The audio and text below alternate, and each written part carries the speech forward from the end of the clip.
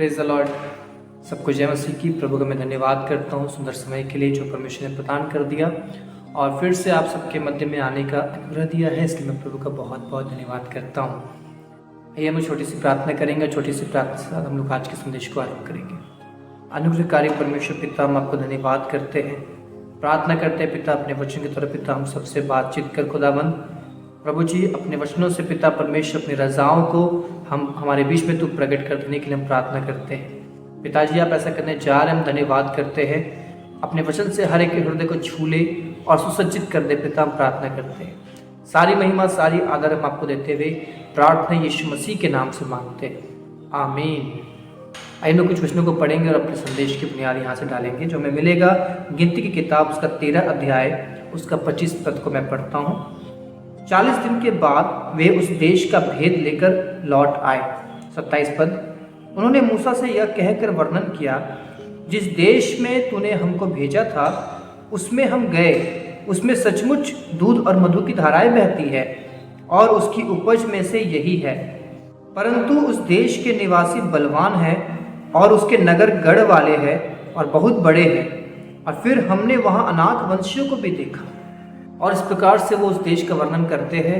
और फिर हम लोग देखते हैं कि 14 अध्याय का पहला पद से, तब सारी मंडली चिल्ला उठी और रात भर वे लोग रोते ही रहे और सब इस्राएली मूसा और हारून पर बुड़बुड़ाने लगे। और सारी मंडली उनसे कहने लगी, भला होता कि हम मिस्र ही में मर जाते या इस जंगल ही में मर जाते। यहोवा हमको उस देश में ले जाकर क्यों तलवार से मरवाना चाहता है? हमारी स्त्रियां और बाल बच्चे तो लूट में चले जाएंगे। क्या हमारे लिए अच्छा नहीं हम मिस्र देश को लौट जाएं? आज मैं बहुत विशेष बात आपके बीच में रखना चाहता हूं मेरे प्रियो। देखिएगा कि इस घटना को हम सब चर्चा करते हैं, किस प्रकार से परमेश्वर ने इस्राएलियों को निकाला, कहाँ से, मिस्र से कहाँ ले जाने के लिए, कनान में ले जाने के लिए। जो देश परमेश्वर ने इनके लिए तैयार किया था, उस देश के लिए परमेश्वर ने कहा था कि उस देश में दूध और मधु की धाराएं बहती है। एक बहुत ही समृद्धशाली देश मैंने तुम्हारे लिए तैयार किया है। वह देश जो पहाड़ों और तराइयों का देश है और जो आकाश के ओस से सींची जाती है, और एक बहुत ही आशीषित और फलवंत देश को प्रभु ने उनके लिए तैयार किया था। और जब उनको उस स्थान पे ले आया जहां से वो उस देश का भेद लेने के लिए गए कि चलो देखते वो देश कैसा है, क्या वैसा ही जैसा परमेश्वर ने कहा है, तब जब वो लोग भेद लेने जाते हैं उस देश का और भेद लेकर आते हैं और आकर मूसा को बताते हैं जो उनका अगुवा था कि जैसा परमेश्वर ने कहा था वो देश बिल्कुल वैसा ही है, सचमुच उसमें दूध और मधु की धारा बहती है। और उस देश के फलों में से एक फल उन्होंने लेकर आया था, एक दाख का गुच्छा लेकर आया था। और वो दाख का गुच्छा इतना बड़ा था कि 2 लोगों को लाठी के सहारे उस गुच्छे को ढोकर लेकर आना पड़ा था। मेरे प्रियो, ऐसा आशीषमय देश, ऐसा फलवंत देश, ऐसा समृद्धशाली देश परमेश्वर ने उनके लिए तैयार किया था। मेरे प्रियो, सबसे बड़ी रुकावट क्या थी आपको पता है? उस देश के निवासी जो बड़े बड़े अनाकवंशी, बहुत बड़े बड़े दैत्य आकार के 30 फुट 25 फुट इतने लंबे लंबे और बड़े बड़े और बहुत ही सामर्थशाली और शक्तिशाली लोग उस देश में रहते थे। और ये देखकर ये लोग मूसा पे बुड़बुड़ाने लगे, परमेश्वर पे बुड़बुड़ाने लगे कि तुम लोग हम लोगों को यहाँ पर इसलिए ले आए हो ताकि हमारे बच्चों को, हमारी स्त्रियों को मरवा डालो, हम उनसे लड़ सकेंगे? वो इतने बड़े हैं, इतने विशालकाय हैं। इनकी सबसे बड़ी प्रॉब्लम ये थी कि ये बहुत बड़े एहसान फरामोश थे और परमेश्वर के बड़े बड़े अद्भुत कामों को देखने के बावजूद भी परमेश्वर की प्रतीति ना करने वाली जाति थी, जिसको देखकर परमेश्वर का दिल बहुत दुखता था। पर क्या परमेश्वर मूर्ख था कि जिस देश में ले जाने के लिए इनको निकाला और जान रहा प्रभु की एक निर्बल और ये दुर्बल लोग हैं और उस देश में बड़े बड़े अनाकवंशियों को रहने दिया? मेरे प्रियो, परमेश्वर कुछ भी जो है वो व्यर्थ नहीं करते। इसी प्रकार से मेरे प्रियो, परमेश्वर ने हमें मसीह यीशु में अनंत जीवन दिया है। एक नगर परमेश्वर ने हमारे लिए तैयार किया, एक उत्तम देश परमेश्वर ने हमारे लिए तैयार किया है, एक ऐसा देश जिसका बनाने वाला कोई मनुष्य नहीं लेकिन खुद परमेश्वर है। और उसी देश के अभिलाषी अब्राहम, इसहाक और याकूब रहे। और जितने भी परमेश्वर के खोजी रहे, जितने भी परमेश्वर के प्रिय रहे, उन्होंने उसी देश का अभिलाषा किया। मेरे प्रियो, परमेश्वर इसी प्रकार से जैसे इनको मिस्र से निकाला, उसी प्रकार से हमें परमेश्वर ने शैतान के राज्य से निकाला और ठीक इसी प्रकार से जिस प्रकार से परमेश्वर को कनान लेके जाना चाहता है, उस देश में जहाँ दूध और मधु की धाराएं बहती है, उसी प्रकार से परमेश्वर हमें अनंत जीवन में लेके जाना चाहता है जहाँ दूध और मधु की धाराएं हैं, जो एक उत्तम, सर्वश्रेष्ठ और जिसमें कोई कमी नहीं, एक ऐसा देश में प्रभु हमें लेके जाना चाहता है। लेकिन ठीक उसी प्रकार से जैसे इनके सामने उस देश में जाने के लिए जो रुकावटें थी वो थी अनाथवंशी, ठीक उसी प्रकार से हमारे लिए भी उस अनंत जीवन में प्रवेश करने के लिए जो रुकावटें हैं वो है शैतान और उसकी कुव्वतें। लेकिन वजह क्या था कि परमेश्वर ने उस देश में अनाथवंशियों को रखा था? उसके लिए हम लोग देखेंगे न्यायों की किताब उसका 3 अध्याय उसका 4 पद में पढ़ता हूं। ये इसीलिए रहने पाए कि इनके द्वारा इजरायलियों की इस बात में परीक्षा हो कि जो आज्ञाएं यहोवा ने मूसा के द्वारा उनके पूर्वजों को दी थी उन्हें वे मानेंगे या नहीं। क्यों स्वर्ग और अनंत जीवन को पाने के लिए हमारे बीच में शैतान और उसकी कुव्वतें रुकावट है, ठीक उसी प्रकार से जैसे कनान को पाने के लिए बीच में जो है अनाथवंशी जो है वो रुकावट थे। एक ऐसी जाति, एक ऐसे लोग, एक ऐसे बड़े बड़े राक्षसी जाति जिनका सामना ये कर ही नहीं सकते थे, अपनी ताकत से ये कर ही नहीं सकते थे। लेकिन वजह क्या था आपको पता है? सबसे पहला वजह हम लोगों ने यहाँ पर देखा, परमेश्वर परीक्षा करना चाहता था कि ये परमेश्वर की बात को मानेंगे या नहीं मानेंगे। सबसे पहला वजह जो मैं देख पाता हूँ वो ये था क्योंकि ये लोग गुलाम थे। मिस्र में ये गुलाम थे, इनको जैसे चलाया जाता था वैसे ही चलते थे, जैसे इनको कहा जाता था वैसे ये करते थे। इनके पास खुद का कोई भी चॉइस जो है वो नहीं था। इनका मेंटलिटी जो है वो एक गुलाम के प्रकार का हो चुका था। और यही सेम बात नए नियम में पौलुस हमें कहता है कि तुम जब अन्य जाति थे तो गूंगी मूर्तियों के पीछे जैसे चलाए जाते थे वैसे चले जाते थे। हमारी भी जो मेंटलिटी और सोच थी वो गुलाम वाली थी। लेकिन परमेश्वर इनको कनान में क्यों लेके जा रहा है? वहां पर इनको एक राष्ट्र बनाएगा, एक कौम बनाएगा।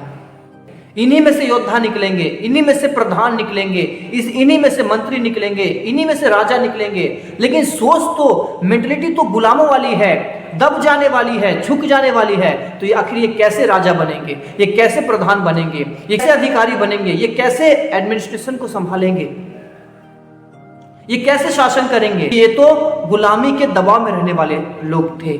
इसलिए परमेश्वर ने लड़ाइयों को इनके जीवन में होने दिया ताकि इनको लड़ना सिखाए। दाऊद कहता है परमेश्वर मेरे हाथ को युद्ध करना सिखाता है। परमेश्वर इनको, जो ये गुलाम थे, इनको परमेश्वर विजयी बनाना चाहता था, विजेता बनाना चाहता था। अब कभी भी हम एक अच्छा फाइटर तब तक नहीं बन सकते जब तक हम फाइट ना करें।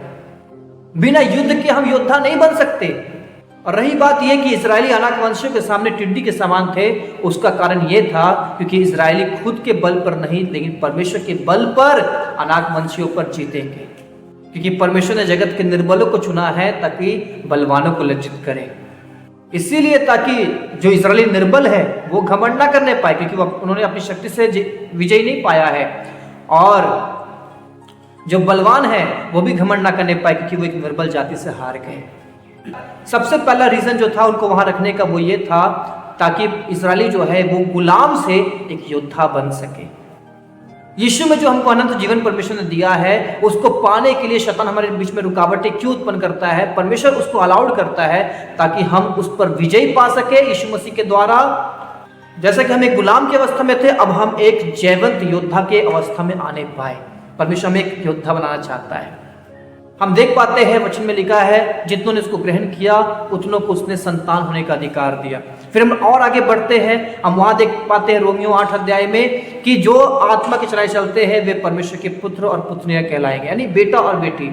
हम और आगे बढ़ते हैं और देखते हैं इफिसियों में हमारा ये मल युद्ध लहू और मांस से नहीं लेकिन शैतान और अंधकार की शक्तियों से है। और हम जब उससे और आगे बढ़ते हैं तिमुथी में हम देख पाते हैं पौलुस तिमुथी को कहता है मसीह यीशु के अच्छे योद्धा के समान मेरे साथ दुख उठा। यानी संतान से पुत्र, पुत्र से युद्ध और युद्ध में एक योद्धा बनने के लिए परमेश्वर ने हमको बुलाया है। और जैसा कि हमने देखा कि परमेश्वर उनको इसलिए रहने दिया ताकि उनके द्वारा इजरायलियों की परीक्षा हो सके कि इजरायली परमेश्वर की बात मानेंगे कि नहीं मानेंगे। ये परीक्षा शैतान के द्वारा जो हमारी परीक्षाएं होती है वो दो तरह से होती है। हम लोग देख पाते इजरायलियों का जीवन वो दो प्रकार से हारे। पहला वो इसीलिए हारे क्योंकि वो उनसे डर गए, उनसे लड़ नहीं सकेंगे, उनके सामने दब जाएंगे, इस प्रकार से अपने मन में हार गए। और इस प्रकार से शैतान जो है वो क्या करता है, कई विश्वासियों को डराता है और उनके विश्वास को फाड़ देता है। और वो इतना भयभीत हो जाते हैं जब उन हालातों को लेकर आता है शैतान जीवन में, गोलियत जैसे हालातों को लेकर आता है, अनाक वंशियों के समान हालातों को लेकर आता है, और बड़ी बड़ी परिस्थितियों को, कठिन कठिन हालातों को जब लेकर आता है, क्योंकि परीक्षाएं तो होंगी ही होंगी। जब इन हालातों को लेकर आता है, परिस्थितियों को लेकर आता है, तो लोग उन हालातों में, उन परिस्थितियों में दब जाते हैं। जब परमेश्वर को ताना चाहता है, प्रभु जब उनको बढ़ाना चाहता है, उनको निखारना चाहता है, उन परिस्थितियों में वे हार जाते हैं और वो पीछे हट जाते हैं कि मुझे मसीह जीवन नहीं चाहिए, इससे अच्छा तो मैं अपने पुराने जीवन में ठीक था, पुराने जीवन में तो मैं बरकत पा रहा था, पुराने जीवन में तो मैं बढ़ रहा था, मसीह में आने के बाद तो जो मेरे पास था वो भी चला गया। तो सबसे पहला तरीका हमने देखा कि शैतान क्या करता है, अत्याचार करता है, हमें वो भयभीत करना चाहता है, हमें वो निराश करना चाहता है हालातों के द्वारा, परिस्थितियों के द्वारा। इसीलिए परमेश्वर हमें हर जगह कहता है मत डर, मैं तेरे संग हूँ, मत डर, मैं तुझे छुड़ाऊंगा। और दूसरा तरीका जो है जिसके द्वारा शैतान परमेश्वर के लोगों को परमेश्वर से दूर करता है, वो तरीका है उनको घटाना नहीं, उनको बढ़ाना। तो दूसरा तरीका जो शैतान विश्वासी के जीवन में लेकर आता है, वो तरीका क्या होता है, उनके अंदर संसार की चीजों को भरना शुरू कर देता है, संसार के सुख विलासों के पीछे उनका मन लगा देता है, संसार की बातों के पीछे, समृद्धि के पीछे, धन के पीछे, पैसों के पीछे और आन मान शान, आदर सम्मान के पीछे उनके मन को लगा देता है। और जब ये चीजें उनके जीवन में आती है, चूंकि वो मसीह के प्रेम में जड़ नहीं पकड़े होते हैं, और जब ये चीजें उनके जीवन में आती है, तो ये दूसरा तरीका है जो शैतान लेकर आता है, और लोग उसका चुनाव करके परमेश्वर को छोड़कर संसार के ही हो लेते हैं। और वो विश्वासी हो सकते हैं, वो सेवक हो सकते हैं। हम देखते हैं पौलुस के साथ काम करने वाला, सेवकाई करने वाला एक सेवक जिसका नाम देमास था, जो पौलुस को छोड़कर संसार का हो लिया था। सो मेरे प्रिय, या तो वो परिस्थितियों के द्वारा आपको दबा के प्रभु से दूर करेगा, या तो वो संसार को आप में भरकर आपको सुख सुविधाओं को देकर, यदि आप मसीह में इसी जीवन से आशा रखते हैं, तो क्यों पौलुस कहता है कि हम अभागे हैं? वो इसीलिए क्योंकि शैतान जो है वो इन चीजों को हमारे जीवन में देकर ही हमको प्रभु से दूर कर देगा। सो हमें मसीह में अनंत जीवन तो मिल गया है, लेकिन उस अनंत जीवन को पाने के लिए एक रुकावट है, और वो कौन है? वो है शैतान। क्योंकि परमेश्वर ने अलाउड किया है उसके द्वारा हमें परखे कि हम हालातों में, बुरी परिस्थितियों में जब वो हमको दबाएगा, सताएगा, डराएगा, तो हम परमेश्वर की वचनों पर यकीन करके चलते हैं कि नहीं चलते हैं, हम परमेश्वर के हियाव बांधते हैं कि नहीं बांधते हैं, हम परमेश्वर पर भरोसा करते हैं कि नहीं करते हैं। और दूसरा जो है, जब वो हमारे अंदर संसार को लेकर आना चाहेगा, अभिलाषाओं को लेकर आना चाहेगा, तो हम उसको स्वीकार करते हैं या ना कहते हैं, और इस बात को जानते हैं और मानते हैं कि संसार और उसकी अभिलाषाएं मिटती चली जाती है, लेकिन यहोवा परमेश्वर हमारा यीशु कल, आज और युग न युग एक सा रहेगा। और जैसे मूसा के विषय लिखा है कि उसने मिस्र के बड़े भंडार से फिरौन की बेटी का बेटा कहलाने से इनकार किया। मसीह के लोग के साथ दुख उठाने को उसने स्वीकार किया, चुनाव किया, क्योंकि उसकी आंखें फल पाने की ओर लगी हुई थी, वह अनदेखे को मानो देखता हुआ चलता रहा। सो मेरे पूरे एक उत्तम देश परमेश्वर ने हमारे लिए तैयार करके रखा है, एक ऐसा देश जहां दूध और मधु की धारा बहती है, एक ऐसा नगर जिसका बनाने वाला खुद परमेश्वर है, और वो परमेश्वर उस नगर के विषय हमें कहता है। आप व्यवस्था विवरण 6 अध्याय पढ़ेंगे तो वहां लिखा है, ऐसा नगर जिसको तुमने नहीं बनाया, उत्तम पदार्थों से भरा हुआ घर जिसको तुमने नहीं भरा, ऐसी दाख की बारियां जिसको तुमने नहीं लगाया। कनान देश का बात परमेश्वर इस्राएल को कहता है। आपको पता है, स्वर्ग बनाने वाला, हमारे लिए भवन बनाने वाला, हमारे लिए स्थान बनाने वाला, हमारे लिए बाग बगीचे लगाने वाला, एक सुंदर सा नगर तैयार करने वाला परमेश्वर है। उसने अपने हाथों से एक नगर तैयार किया है, वो समृद्धि से भरी हुई है, वो आशीषों से भरी हुई है, और हमारा अब्बा, हमारा पिता हमारा इंतजार कर रहा है कि हम इस अनाथ वंशियों पर फतह पाकर, जय पाकर, विजयी होकर उसके नगर में प्रवेश करें। सो आइए हम लोग इस नाश होने वाली दुनिया के लिए नहीं, उस नगर के लिए चले, आगे बढ़े, जिसमें हमारा परमेश्वर वेट कर रहा है हमारा, और जिसको बनाने वाला हमारा परमेश्वर है। आइए हम दूध और मधु की धारा बहने वाले देश में जाएं। God bless you. प्रभु आप सबको आशीष दे। फिर से मिलेंगे नए संदेश के साथ। अपना ख्याल रखें, प्रभु बढ़ते रहे। सबको जय मसीह।